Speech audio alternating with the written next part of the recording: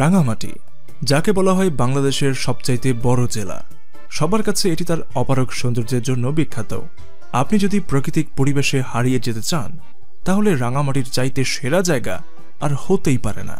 এর কারণ এখানে একই সাথে আপনি পাহাড়, ঝর্ণা, লেক, রিসোর্ট, বিনোদন কেন্দ্র, পাহাড়ি জীবনযাত্রা থেকে শুরু করে সমস্ত রূপের সমাহার যেন এক জায়গায় পেয়ে যাবেন। তাই রাঙামাটি নিয়ে সবার আগ্রহের কমতি নেই। তবে এখানে ঘুরে দেখার মতো প্রায় অর্ধশতের কাছাকাছি জায়গা আছে।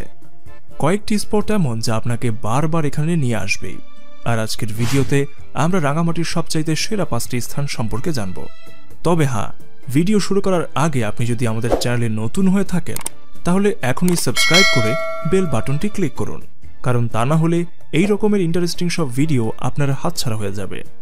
নাম্বার 5, শুভলং ঝর্ণা। রাঙামাটিতে রয়েছে বেশ কিছু অসাধারণ সুন্দর ঝর্ণা, তবে তার মধ্যে শুভলং ঝর্ণা অন্যতম। বাকি সব ঝর্ণার মতো সারা বছর কিছুটা শুকনো থাকলেও বর্ষাকালে এটি তার আসল রূপে ফিরে আসে। এবং শুভলং ঝর্ণার পাশ দিয়ে গেলেই ঝর্ণার যে দৃশ্য, তা দেখে আপনি আবেগময় হয়ে যাবেন। হয়তো থাইল্যান্ডের কোনো দৃশ্য ভেবে বসতে পারেন। আপনি চাইলে ঝর্ণার শীতল পানিতে গোসল করতে পারেন। আবার 2000 ফুট উঁচুতে রয়েছে টি পাহাড়, আর তাতে উঠার চমৎকার সিঁড়ি। উপর থেকে দেখলে মনে হয় পুরো রাঙামাটি জেলাটাই যেন পানির উপর ভেসে আছে।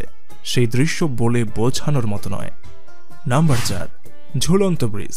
রাঙামাটিকে যেন চেনাই হয়ে থাকে তার ঝুলন্ত ব্রিজের কারণে। এখানে আসবেন আর ব্রিজে আসবেন না, এটা হতেই পারে না। কাপ্তাই হ্রদের উপর নির্মিত 335 ফুট লম্বা এই ঝুলন্ত ব্রিজটি সবার কাছে সিম্বল অফ রাঙামাটি নামে পরিচিত। দুই পাহাড়ের মনোরম পরিবেশের মাঝে পানির উপর এই ঝুলন্ত সেতুর উপর দাঁড়িয়ে প্রকৃতিকে উপভোগ করাটাই যেন ভাগ্যের ব্যাপার। ব্রিজের একপাশে পাহাড়ের উপরে আবার শিশুদের বিনোদনের জন্য রয়েছে দোলনা এবং স্লিপার। ঝুলন্ত ব্রিজে প্রবেশের ক্ষেত্রে মাত্র 20 টাকা ফি দিতে হয়। Number 3, Kaptai lake. রাঙামাটির অন্যতম পছন্দ